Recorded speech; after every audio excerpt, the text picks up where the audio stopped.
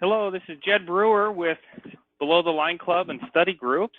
It's really nice to have you on the call today. We are excited to talk about M&A trends in the industry. There is a lot going on, as you're aware, and in terms of buying and selling and mergers and hybrid mergers and creative ways to put companies together. And that trend has been taking place for some time. And part of the question we have is it going to continue at the same pace? And what's the outlook for multiples? And I'm really pleased that we have two experts in the area. One is Spencer Cavalier, who's head of Matrix Capital Markets Group. And Matrix is an M&A company, a gold standard in our industry. And really, I've asked Spencer to talk about a few different things that will help us better understand the M&A market. There's commercial fuels, there's retail stores, there's propane, there's lubricants, etc. And Spencer's going to take some time to attempt to step through each one and give us some insight into trends that we're seeing in those various buckets. And second, along with Spencer, is we have Tammy Deem, and Tammy is a lawyer. Don't hold that against her. She's really a nice person, but at Winthrop and Weinstein out of Minneapolis. And Tammy's going to talk a lot about, from the legal standpoint, of things that you proactively can be doing as a business owner to increase the value of your company overall, and considerations that we need to keep in mind as we're doing deals out in the marketplace. So as we move in, we want this to be as educational as possible.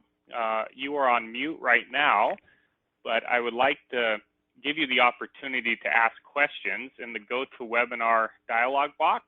You can type in any questions that you have.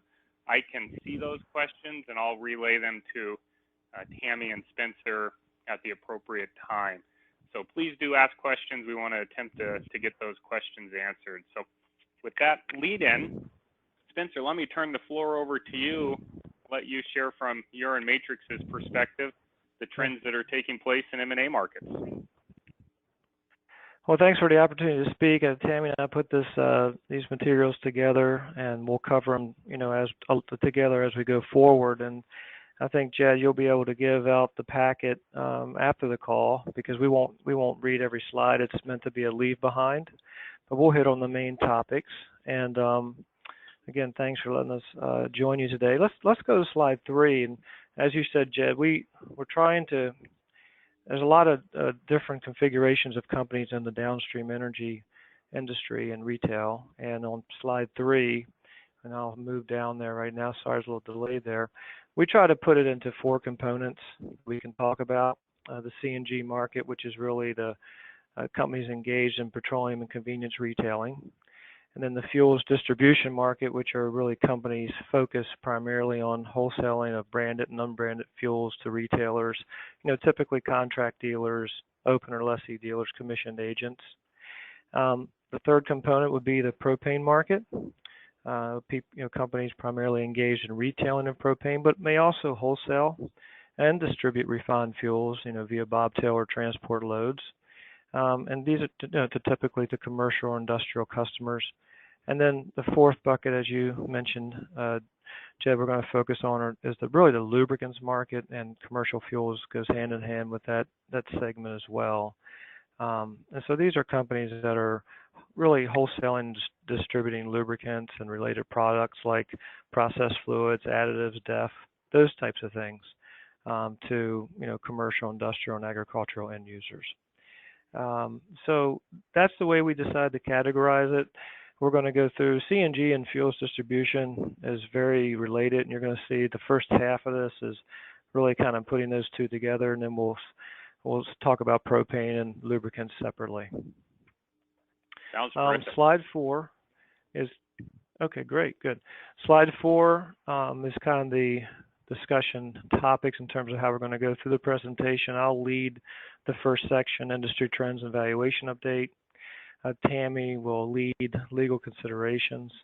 And then we really won't cover items 3 and 4. Those are some shameless plugs of ours in section 3, but it gives you a feeling or of, of what what we've been doing in terms of just activity, and you can see it's been very active over the last, I think we put in the last 2 or 3 years of transactions there, and there are companies that we have sold or are advised on helping buy other companies there, and all of these different components. And then our bios are in the last section.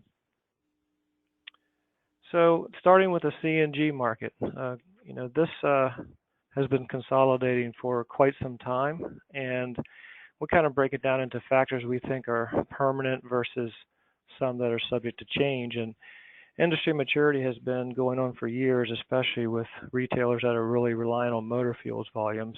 In many markets, we're finding that volumes are flat.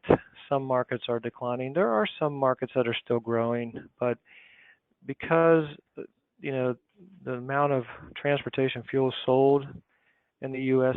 has not grown significantly over the last few years.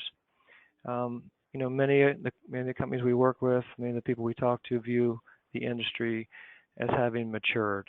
And but however, we see a lot of expansion by these larger new to industry sites, the larger format stores, the Quick Trips of the world, the Wawas, those companies that are building larger format stores that offer more profit centers than just fuel, and they want to be less reliant on fuel.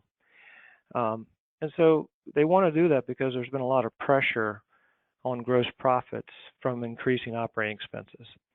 And although that, for the last 4 years in many markets, the cent per gallon blended margin on fuels has risen, the cash flow is the king, right? Cash flow is key. So if you have increasing operating expenses such as labor, insurance costs, etc., you have got to diversify, and that's what a lot of these newer formats are doing. They're putting multiple profit centers on one location, so that's why they have to be bigger. So this continued need to reduce. I was just going to chime in. I've noticed in our study groups, just like what you said, whether it be retail or wholesale margins or lubricant margins have been very good. They've worked to help offset the operating expense increases that we've seen from labor, et cetera. So operating income and earnings are up, but operating income, let's say, has increased about 30%, and the capital that's needed to go into the business has been up about 50% over the last period of time. So it's, to your point, cash flow is king, and the amount of capital expenditure and reinvestment in the industry right now is pretty significant. Right, and you're exactly right, and there's just it's such a diverse industry, Jed, that there's still a lot of what I call legacy. We're talking about retail on this slide, so a lot of retailers still have legacy oil sites, right? And they're just not so those costs are going up, but they don't have the configuration or the size property to reconfigure it for multiple profit centers to make those investments. So they have to go out and they have to make a decision. Are they going to go out and buy new sites and build new industry sites? And some companies have evolved.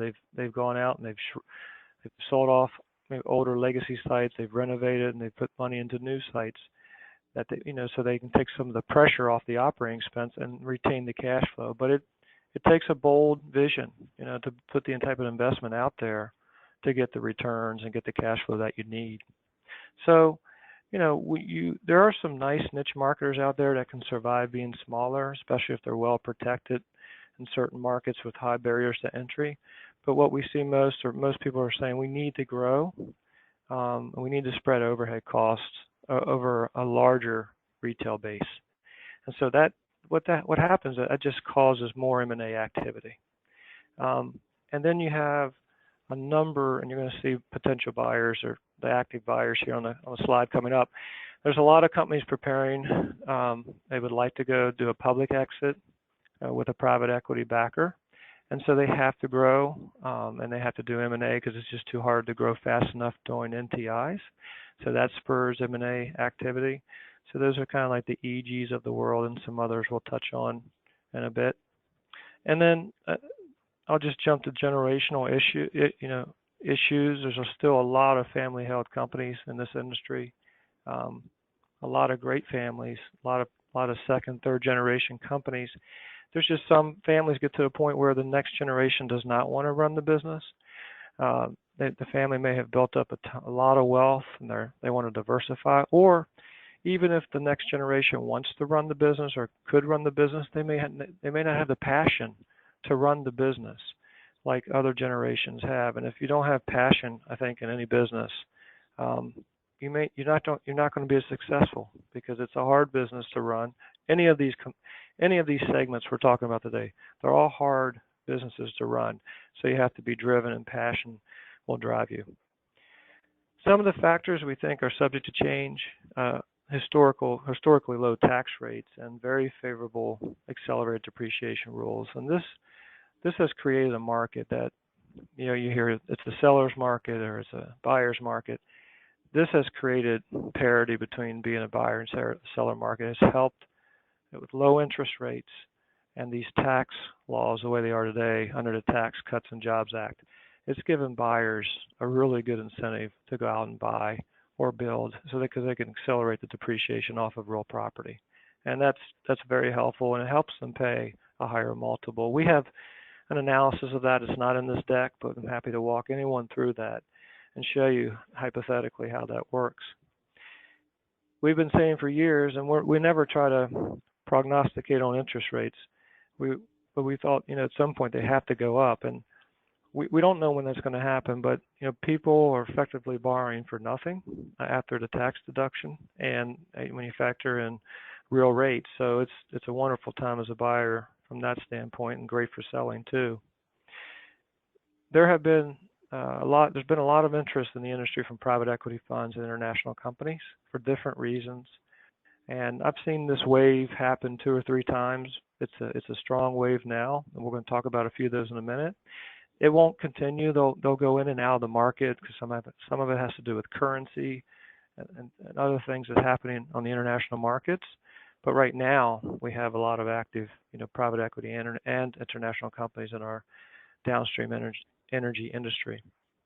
There's plenty of capital, both debt and equity. I'm going to talk about debt versus equity a little bit later in terms of M&A cycles. And the last thing I think that's really nice for sellers is that, we talked about cents per gallon blended margins being up on the fuel, and fuel is still the driver of most of the cash flow in the industry for retailers. So there's been, 4 or 5, we're in our 5th year of very good margins. And we do agree that margins should be higher going forward. They have to be higher to help cover operating expenses, but they have been exceptional. And some people are saying, look, I'm just going to take advantage of this. It's helped our cash flow. We're going to sell into the strength of our financials right now in case there is a turn back in these motor fuels margins. And so that helps.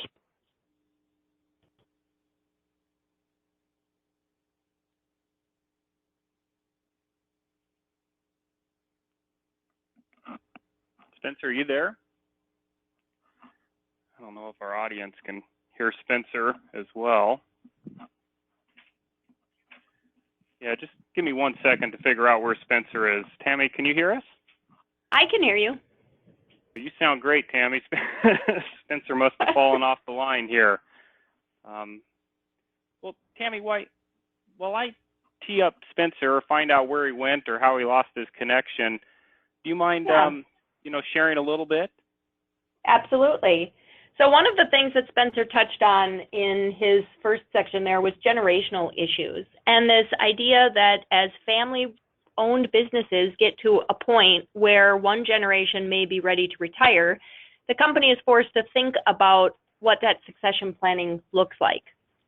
And this is something that we deal with, I'd say quite often, as we work with our family-owned businesses and they come to us and they want to talk about succession planning. We try and help them focus on not only what type of legal options they have to move that company into the next stage, but also some of the operational challenges that come along with the various succession planning options.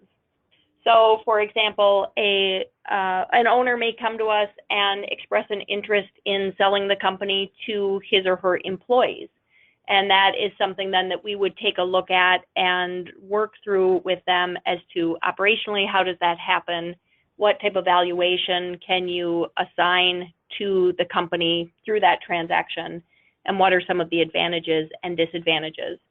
And I think what I would say in my experience in working with a lot of companies as they go through these steps is that there's usually a desire to be creative and think about what options are out there, focusing on how to take care of not only the family, but key employees and certainly the customers and other relationships that have been built up over time.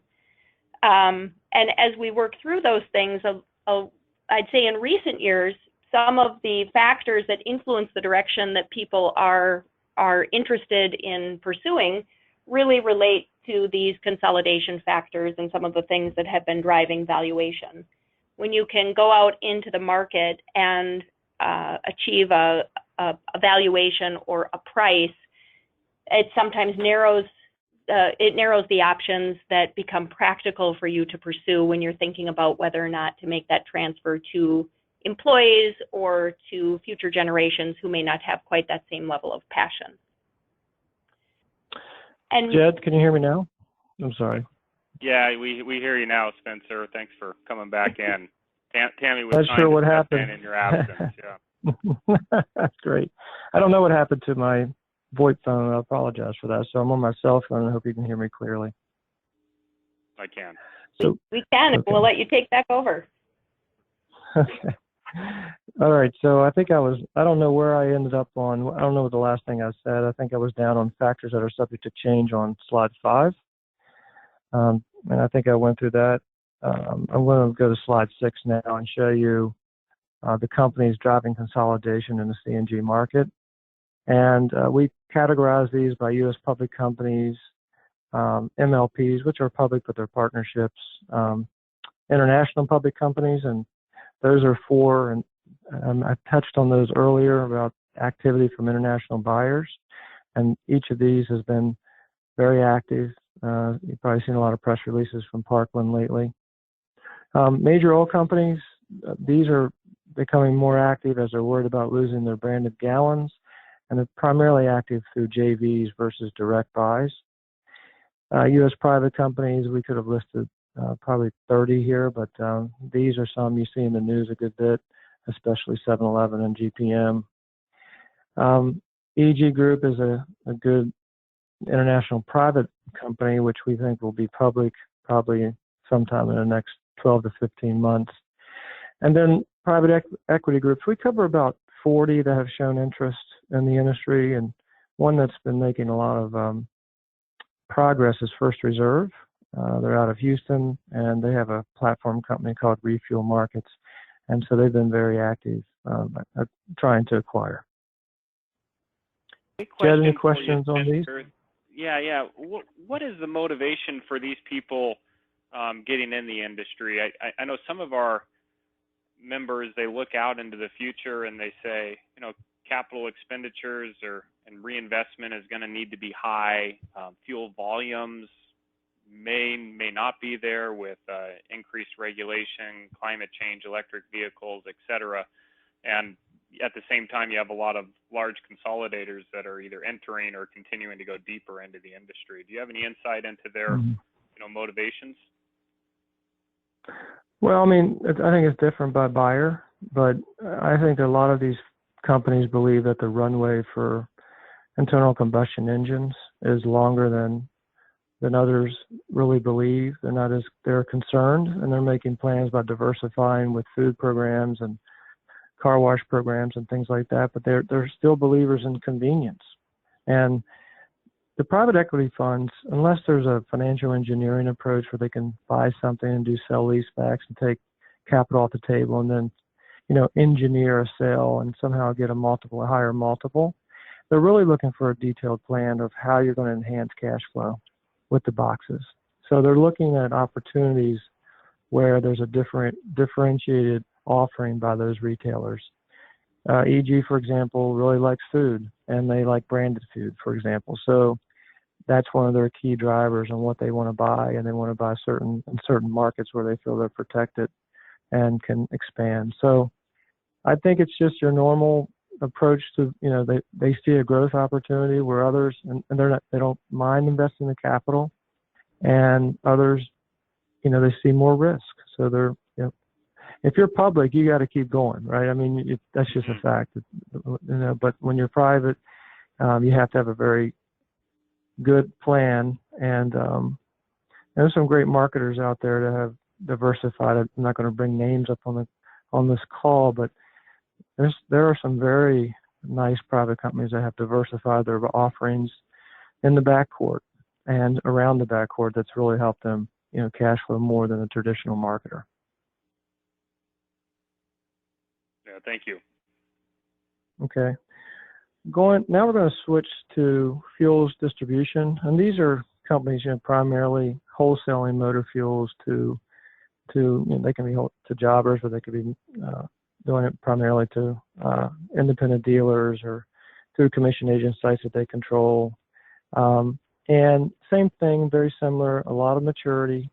They're concerned about declining overall fuels demand. And I want to just mention this real quick about, I think a lot of marketers, they're worried about EVs. Jed, you brought that up. But if you listen to John Eichberger and listen to some of his presentations about just the internal combustion engine and how efficient it's becoming and what manufacturers are doing to make it more efficient with these engines and the things that they're doing with just with mileage, that is cutting into to overall fuels demand. And then less trips to stores also with online shopping. So that's what we hear more of a concern than EVs, frankly. And that's what's driving some of this consolidation that we see for fuels distributors and convenience retailers. And we have seen, started in the industry in the mid-90s, the larger fuels distributors or even the marketers that have direct jobber agreements with suppliers, their purchasing power has gone up significantly relative to the way it used to be. It used to be there were differences, but it was pretty much the same marketer to marketer. It's changed. The buying deals are more lucrative for the larger companies.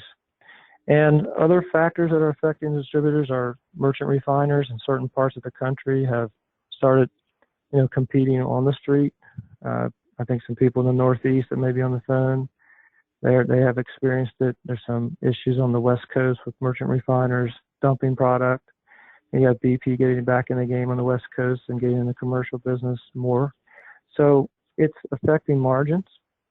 And customers are looking at these larger distributors and they're getting more services, such as keep fill and electronic ordering and all the other technological back office capabilities that they can provide to smaller dealers. So it's harder for the smaller jobbers to compete with some of these larger suppliers. Another major thing are the investments that I call independent operators are requiring from suppliers to put into their assets, whether it's new pumps, EMV requirements. So the investment is much higher than it used to be. I remember, oftentimes it could be $20,000, $30,000 a site to renew a dealer. Now it can be as high as, $300,000, $400,000 I've heard on the West Coast. And to get a 10-year agreement, like it used to be kind of standard, you got to dump significant capital into these retailers' sites. So that's making it hard for certain distributors to stomach or want to do. And then there's generational issues here as well. A lot of these fuels distributors are just like the retailers. They've been built by good families, multiple generations, and they're making a decision if they want to move on, move the company to the next generation or take advantage of a very attractive M&A market. So on slide 8, you'll see some of the larger companies that are driving consolidation. Again, it's you have the master limited partnerships on the lower left, and they are very active, looking at lots of deals. Major oil in the middle, the international public companies that you see down at the bottom, Parkland being here again, and DCC out of Ireland. And then you'll see some notable U.S. private companies that have continued to grow and very dedicated to growing in wholesale, like Truman Arnold and U.S. Venture, Mansfield, and Diesel Direct. Those companies, they have a good appetite to grow. And then private equity groups down the bottom right, Often Distributing has been Often Petroleum, I should say, has been in the news a lot. They've been bought and sold twice by a private equity fund. The current owner's Court Square Capital. Energy Capital Partners has just entered into the industry with an investment. So they like to scale, and a lot of these private equity-backed companies are focused on distillates and commercial fuels more than the supplying dealers, but they like the scale that you can get with these larger distributors. Spencer, let's pause on this slide for just a second. So major oil companies, it feels like they're increasingly getting back into the downstream business through joint ventures, et cetera. Well, what are you seeing? That's how they're doing it, though. They're calling. Well, we've noticed we've had a lot of meetings with them over the last 3 years, and it's accelerated where they want to support certain of their jobbers, certain larger jobbers. A lot of them have joint venture programs already in place, and they want to grow those JVs.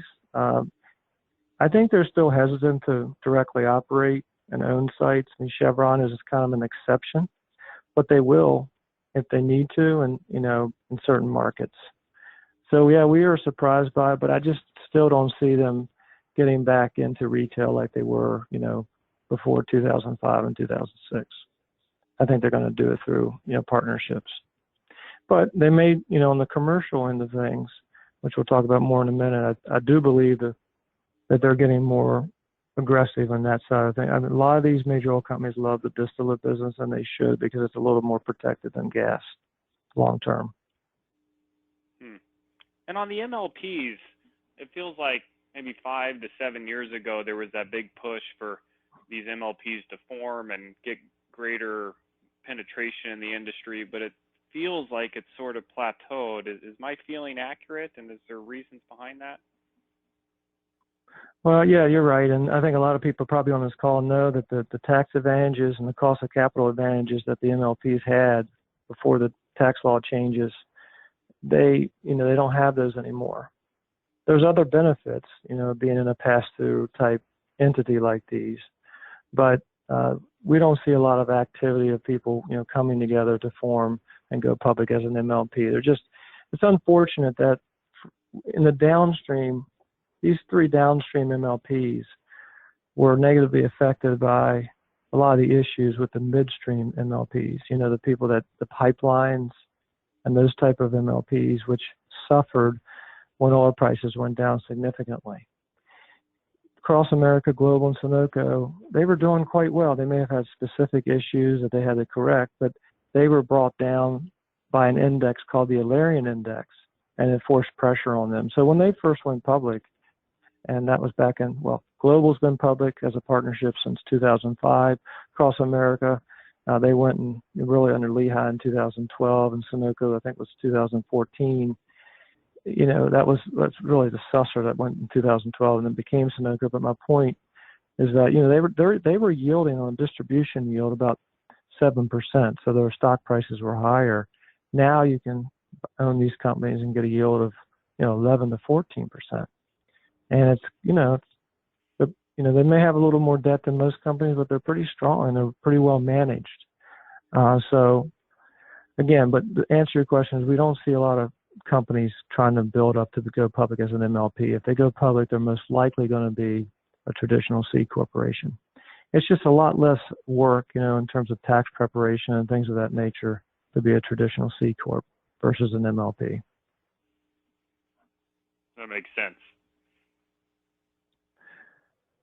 On slide 9, here are some multiples that everybody wants to talk about. Now, we have a lot of private company transaction multiples that we use to value companies around the country, and it differs significantly where you are, how you own the real estate, what is the configuration of your business. But in terms of in a public forum like this, we don't share that type of information. We use the public data, and most people want to know trends. So this is public data from publicly traded companies, and we're not using asset level, store level, or what I call asset level before corporate overhead multiples like you hear about in the industry a lot when deals are quoted. These are actually the enterprise value of these companies, so really the market cap plus the interest-bearing debt, maybe some working capital adjustment adjusted for that, divided by the corporate EBITDA. And so this chart here starts in 2009, and if any company was public from 2009 to 2019, we have put in their quarterly enterprise value to corporate EBITDA trading multiple. And the line is the median number going from 2009 to today, the end of Q3 of 19. We don't have Q4 yet because not everybody's reported. We don't have the balance sheet data. So you can see the trend has been very favorable, which is not always it's not a one-to-one relationship that the public company trend is up and the private company should be valued on an up basis. Sometimes it's opposite, but most of the time, if the public trading markets are rising in value, so is the value of the private companies that are in the market. So this has been a fabulous chart for the industry, and had you invested in the industry just in an index, you would have done quite well. We have a lot of charts on that, but I didn't put that in this package. So what's my big takeaway from this? What's my big takeaway from this chart as we think about going forward? Do you anticipate that multiples will stay elevated? Well, I think they're going to stay elevated as long as the cost of capital is low. We have more public companies today than ever, and a few wanting to go public. So they're going to be, there's competition for deals. And then tax laws. If tax laws changed significantly, we could see some pressure down on the multiples.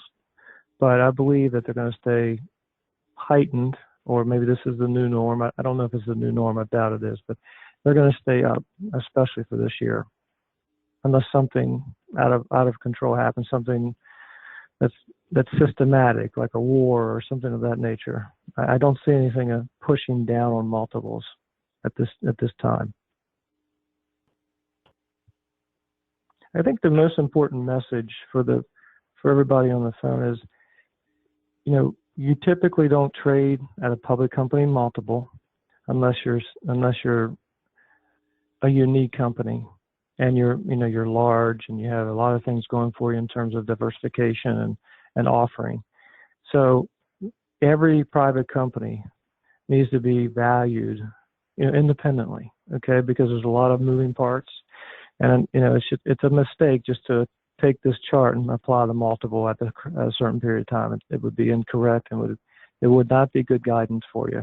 But as a trend, as a notification of trend and value, it's something to look at, and it has, it's relevant. On slide 10, the next slide, we give some detailed financial information on how we get to these multiples. At the most recent period of time. I'm not going to go through it in detail, Jed, but I'm happy to walk anyone on the call who wants to call me, independently, and I'll walk through how we do this. But this is a kind of a normal approach to getting to multiples, whether it's the last 12-month multiples or the future multiple of a company, and looking at, the premium of relative to other multiples. That makes sense. And Spencer and Tammy have been kind to allow us to share this presentation with everybody on the call. Okay, on slide 11, Jed, you can hear me okay? Yeah. Good, okay. So on slide 11, a lot of people call me and say, tell me about, this wave of M&A versus other waves you've seen in the industry. So I started in the mid to late 90s and went back and charted, using public company data, the three waves I've been involved in. And the first wave started, in the late 90s, and that was really driven by securitized debt lending. And we didn't have a lot of public companies back then. You can see that the average multiple, enterprise value, the corporate EBITDA multiples back then got up, averaged about nine times, okay? Then we had cents per gallon, we had a huge pullback in blended fuel pool margin for fuels in the early 2000s. We had a lot of companies that were over-levered, and we went through what I would call an industry recession. There were a number of bankruptcies between 2000 and 2004. And then you see the blue line is what I'm talking about, the multiple line. That started to tick up.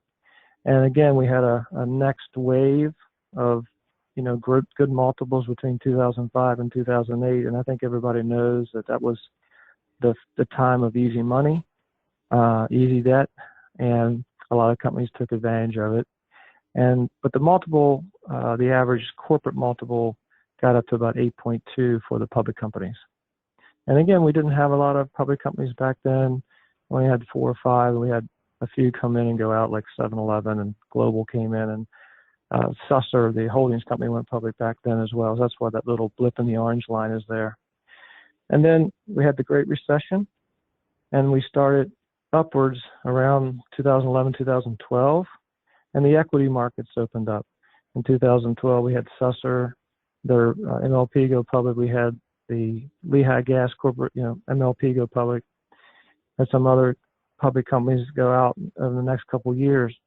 This market has just been fueled by low interest rates, but there's always been something new that has come along to help prime the market and keep the cycle going. It's the longest cycle we've seen. So you've had low interest rates, you've had high capital availability throughout, you've had IPOs. So you had the 2 I talked about in 2012 and 13. You had in 14 and 15, you had CST Brands and Murphy. Then you had some people go out. But even more fun has been the activist investment funds like Elliott Management getting involved in Hess. The other companies that got involved in the Pantry, CST and TA. We've had, activist investors in Casey's. And they're making companies do things that they may not have done. And typically it results in some type of M&A activity, whether they're buying private companies or, selling themselves to another public company like CST Brands did to Circle K. So it's been a very fun ride. I hope it goes, another few years or even longer for the sake of everybody in the industry, because it's one thing to have really good multiples. That's great. But you have to have liquidity. Liquidity is the number of companies that are interested in potentially buying your company. So it's nice to have liquidity in terms of, and we have liquidity on top of good multiples. And to that point, Spencer, how would you say liquidity has trended over time? Would it follow the multiple cycle? Yeah, there hasn't been as great a liquidity as we have now. We have more public companies than we ever had, and we have companies borrowing. Back in 2005 to 2008 and the late 90s, for a private company to borrow money, most private companies, it was based on a prime plus, 2, 3, 4 points, right? It could have been a LIBOR plus 4, 5, 6 points. You're talking about interest rates between 6 and 8%. Today we have private companies borrowing at LIBOR plus 150, right? Certain large ones, and even some smaller ones at LIBOR plus 3%. So you have the ability to borrow, at low interest rates, and that just gives a lot more liquidity because you're not as afraid to put the money to work if the money costs a lot less. So I think that has given an extra layer of liquidity, Jed, versus what we've seen the other two increased waves. I'll let you move on. I know you got a couple other buckets to get to as well. Yep. I'm going to just quickly on slide 12 talk about, and people ask a lot about who's buying. Can I compete with the public companies or the private equity companies? At the top of this chart, we broke down who are the buyers, what type of company, were they private, public, MLPs, or private equity funds? And it's still mostly dominated by private companies. As you can see, across from 2012 to 2019, private companies did 123 of the 256 acquisitions that we have tracked, and we still think private companies, large and small, will do most of the deals in the industry. The public companies may do the bigger ones, but the private companies are very active. On slide 13, this is a fun chart to talk about synergies. I'm sure a lot of people on the call have maybe seen something like this before, but we've never had a greater lens into how some of these larger companies are talking about how they're going to get synergies out of deals. And, whether it's 2 or 3 cents per gallon on motor fuels, or they're going to lower the cost of overhead per unit, or whatever the case may be. So what this chart here does is simply show what the reported price of a transaction was. The next line shows, what the corporate EBITDA was and what the multiple was paid by the acquirer. And in the middle, it shows how they attributed in their investor calls, each of the buyers, how they were going to increase synergies and how much as a total percentage of the EBITDA that they bought, how much synergy they're going to get. So if you look over all the way to the right, where the EG Group bought Cumberland, and you look down, they bought 186 million of EBITDA. They thought they could get 165 of synergies, which is a large percentage. So they thought after that acquisition, they could increase the EBITDA to 351 million. So they paid, based on our calculations, 12.8 times. And they think by the time all their synergies are done, they will have paid really 6.8 times. So it's a nice thing for sellers if you can sell the synergies and get part of the synergies that the buyer will potentially achieve. The next slide are valuation drivers. I'm not going to read these. These are leave behinds. These are things that help the value of retail assets. Slide 15 are valuation drivers for wholesale fuels distributors. Now I'm going to talk about the propane market real quick. And the propane market remains fragmented, and there's a lot of pressure on marketers, primarily due to the competition from electricity and natural gas. So, there's been a lot of natural gas extracted over the last few years, as everybody knows on the call. It's marketed as clean fuels. Unfortunately, propane it's clean, but sometimes it's mistaken as a dirty fossil fuel for some reason. So natural gas, it tends to get an advantage. Natural gas is a lot more convenient. And so because of this, utilities are expanding their pipeline distribution systems to reach new customers. They're bolder than they had been. And, it's affecting how many, residential customers are out there that will adopt propane over natural gas. Another thing affecting propane companies is just the efficiency increase in gas appliances. So it's just resulting in lower volumes per customer. And auto gas was something that, and if you still go to any of the conferences or read any of the journals in the propane industry, you'll hear that auto gas is going to be a significant growth area. But we've been hearing this for about 15 years, and we haven't seen the gains that we expected, and it hasn't been able to make up some of the losses we've seen for other parts of the propane market, like residential customers. And then lastly, over the last couple of years, not this year, not this season, but the last 2 seasons prior, we had pretty good heating degree seasons. But if you look at the trend, the 10-year average, the rolling 10-year average of heating degree days over the last 30 years, they've declined significantly. So they're, from a climate change perspective, some of the charts that you see out there are, they're very, it's concerning, really. So, I think a lot of propane marketers are worried about that. So what we've seen is, because of the last couple of years, where before this season, a lot of propane marketers did really well, cash flow wise. They were able to procure propane at lower prices because of all the production. They had pretty good margins and they had pretty good cash flow. And so therefore they have been selling or trying to sell into a stronger market. And a lot of the public companies are trying to grow and replace gallons lost. So if you look on the next slide, here are some of the companies that are continuing to drive consolidation in propane. The public companies, there's less now. AmeriGas just went private, but Ferrell is trying to get back to their core of growing. Star Group has been very active. Suburban, Sharp Energy, those are good examples. Sharp is a combined, propane marketer and utility that does pipelines with natural gas, so they have a dual play. So, down the bottom, something important to note is that the international companies have entered the market, with DCC coming in and buying part of the NGL business, SHV buying the Pinnacle propane business. So, and they're eager to grow, and we're showing them a lot of opportunities. On slide 18, you'll see some of the multiples for the publicly traded propane companies. These are the same enterprise to corporate EBITDA trading multiples. And with the exception of the blip up in 2012, which was a kind of an anomaly from NGL Energy Partners, these companies have traded publicly. They tended to trade in the 10 to 11.5 multiple if you're public. There is a big disparity in multiples in propane because if you're a smaller, 2 million gallon marketer, you're not going to get anywhere close to 10 to 12 times. But as you grow into the 10, 20, 30 million gallon range, because there's just a lack of pure propane marketers out there, there's not that many, which a lot of these public companies like to buy, and some of the private equity.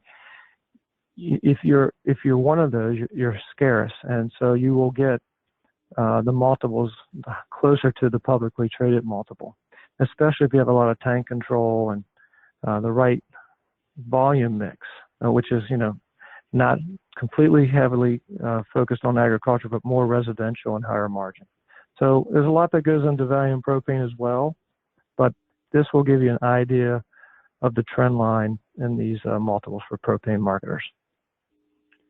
So Spencer, a question on that, as the trend line is declining slightly, do you see these new competitors, which we're talking about natural gas or even climate change and general warming, playing a role in this at all?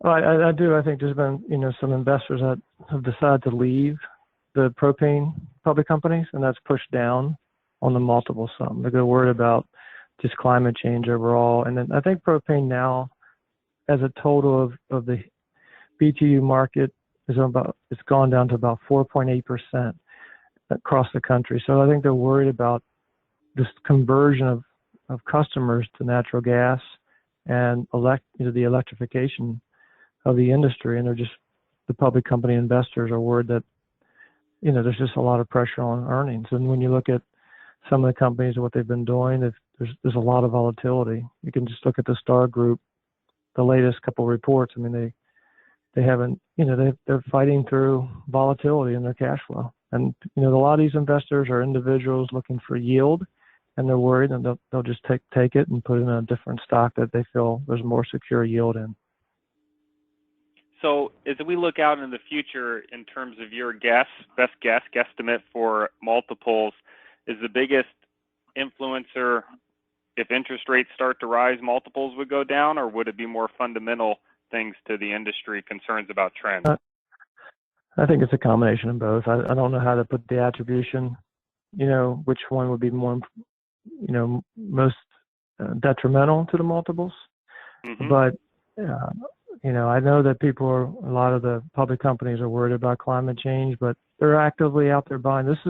I will say, regardless of all that, they want to replace customers, and they have been more aggressive in the last 2 years than I've seen in them being in the last 10. So if you have the right propane company, you're going to get a lot of attention from some of these consolidators right now. So lots of liquidity in propane. Absolutely. Yeah. I mean, the smaller propane marketers have a very hard time competing versus the larger, and it just gives them an opportunity to consolidate. If you look on slide 19, this is similar to the chart we had before with the convenience retailers and the fuels distributors, more granular. I'm happy to go through this slide with anybody who wants to give me a call, and I'll talk it through with them. The next slide on 20 is just valuation drivers for propane that you can read on your own. Now we get to lubricants.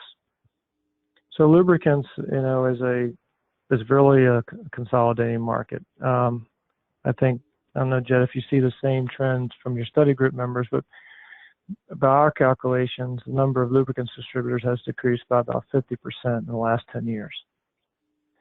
That's what it feels like to me, yeah. Same for you. Okay, good. I think a lot of it has to do with a lot of the suppliers, the Exxons, the Shell, those folks. They want to concentrate with larger distributors, have larger partners. Lubricants is becoming more sophisticated. They need, stricter storage and handling procedures. And there's a lot of small lubricants companies out there, and I think they're just trying to consolidate and work with the companies that are best practices. And they're also trying to do it for competitive reasons. They're trying to restrict how many brands you have. So I'm sure there's plenty of people on the call that know this better than I do, but that's what I've been seeing over the last few years. The volume growth is, this is a neat, I like the lubricants business because there's a positive from the standpoint of growth. When you talk about the demand for higher quality products and allowing for longer service intervals for oil changes and supporting these higher efficiency engines. And I think that's why you're seeing a lot more interest from private equity and these companies coming in and trying to consolidate, because unlike maybe motor fuels, which a lot of people are concerned about just being flat, here we have lubricants growing because of the need to support these more sophisticated engines. And also, in terms of margin, lubricants companies tend to be able to pass through the increases in base oil costs more gradually and retain their margin. So that, along with Trump's reindustrialization and large-scale infrastructure plans, we've seen a lot of interest in lubricants. And we don't have a lot of public data because there's not a pure play lubricants company out there that's public. But we're seeing multiples, depending on the size, the acquirer, anywhere from 5 to up to 8.5 times on corporate EBITDA. On slide 22, you can see some of the companies driving consolidation in lubricants, and I'm sure these are very noticeable or apparent to many people on the call, especially on the right side, the Relodynes and the Petro Choices that have been in the market, have been in the press a lot. International companies that, especially Brentag, has been in the press a lot for some of their high-level acquisitions.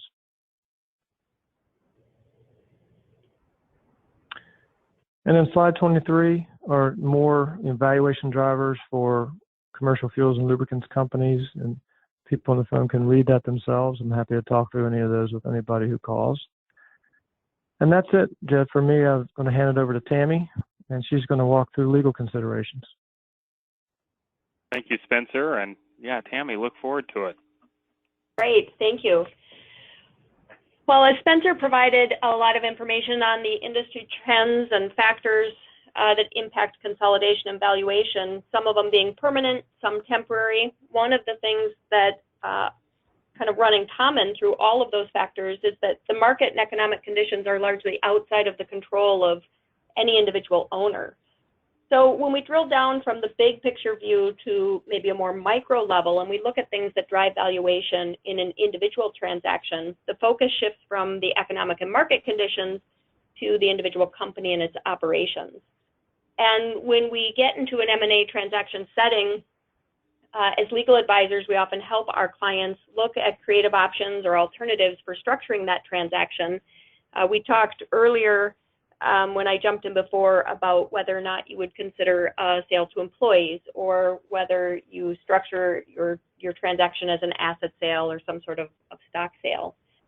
But when we talked through the slide on the multiples, Spencer noted that there were a number of factors that serve as primary drivers when you get into an individual transaction. So certainly strong, consistent financial performance increases the value of a company. And the size, the age, the geographic location of the asset portfolio will also have a significant impact on valuation. But there are also what I consider to be some secondary drivers, and these are things that are absolutely within the control of owners and operators that impact value, and we wanted to make sure that we at least touched on these things in our presentation today as well. So arguably, these are things that any business owner should be paying attention to, not just because you're deciding whether it's the right time to jump into the M&A market as a buyer or a seller, but rather because they are just important things to do on an ongoing basis. But these things become particularly important if you're working to determine the value of your company and you want to increase your options or opportunities as you evaluate the M&A market and think about whether or not it might be the right time to do something. So we've highlighted 5 things here for you to take away. The first is to review your real estate assets. Again, whether you own real estate or you lease real estate, it's important to proactively look at periodically and address any historic or lingering title issues. You want to reduce the potential of unknowns. A lot of times, as families own businesses through the generations, the title to the property has stayed with the same family for a long time. And when you decide to either refinance or perhaps go to sell certain assets, you run a title report and you find out that there are some things that need to be cleaned up. It's important to periodically do an overall review of your real estate assets and clean those things up on a regular basis. Same with your leased real estate. Make sure you're monitoring your expiration dates, your renewal options, understand what type of rights the landlord has to consent to the assignment of that lease. And certainly, if you're thinking that you might want to engage in a transaction sometime in even the next 5 to 10 years, consider adding language when you do renew your leases to allow for flexibility in the assignment of those contracts. And then certainly within this industry, it's very important to make sure that you understand any liabilities you have, particularly related to environmental issues. Second, understand your key contracts. So key contracts are things that you have relationships with your vendors or your customers that are vital to the continued operation of your business. Are these contracts assumable? Can you terminate them if a buyer doesn't want to continue that relationship? You need to give notice or pay fees in order to assign them. Understanding the scope and limitations of your rights under those key contracts will be important to know as you evaluate a potential M&A transaction. On the next slide, we highlight a couple of more things. Monitor your licenses and permits. Certainly, depending on the exact area that you're working in, the scope of the licenses and permits that are required varies a bit. But certainly, I think it's pretty universal within this industry that from state to state, you'll have a regulatory compliance, and you need to pay attention to whether or not these vital permits and licenses are things that can be assigned or whether new licenses will be required.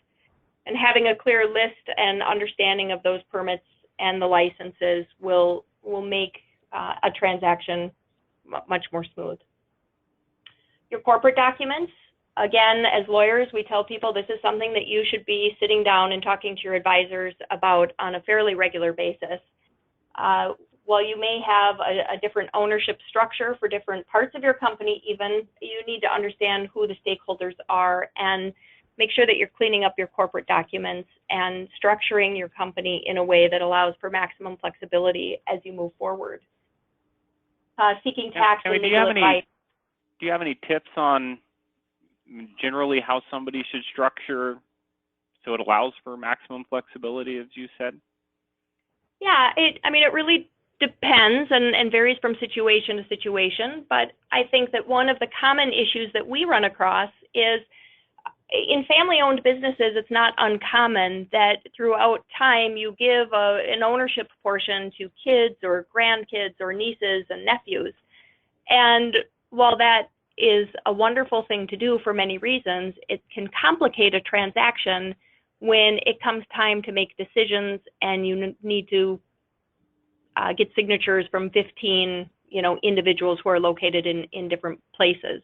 Mm-hmm. So one of the things that we work with people on is really differentiating between perhaps the financial rights within the company and the decision-making rights, so that you have a clear understanding of who the decision makers are and you empower those people to move a transaction forward, so that you're not worrying about perhaps disagreement or complications from other minority owners of the company. And then the last item we highlight is just to really consider your key employees. That key employees can really have a significant impact on the operation and therefore the value of the company. And it's important to be thoughtful about what the plan is for those key employees. And I think that in a majority of transactions that we work on, this is really something that owners are very thoughtful about. The people who have helped make the company what it is are people who should be taken care of. And whether that means they will be transitioning to a new role with the buyer, or you're simply making sure that you have an appropriate severance package for them most importantly is to have a commitment that they'll stay and help run the company while you're evaluating the options that may be out there. So we would encourage you to think about a confidentiality agreement and perhaps some sort of incentive contract to keep those key employees engaged. So that was kind of a quick run through, but given where we are in the time, just wanted to provide a very high level overview and maybe some takeaways of what individual owners can be thinking about as they understand that a lot of the market and economic conditions are not within any of our control, but these are a few things that certainly are. Well, thank you, Tammy, and appreciate the audience for being on the call. I hope this was educational and learning a little bit more about what's going on in the M&A markets. Certainly topics are abundant, and that we could talk for days on all the nuances. But from a legal standpoint, Tammy's one of the best in the business at understanding how to make sure all your contracts are taken care of as you go through either a buy side or a sell side. And Spencer and Matrix, as I said before, are the gold standard and going through the M&A process. But appreciate both of you guys sharing your wisdom with us. I will send out these slides to everybody so you have it. And if you have any questions that weren't addressed on here, I know that both Tammy and Spencer would be happy to visit with you individually about anything. So thank you guys for your time and hope you have a terrific day. Bye. Thank you. Thank you.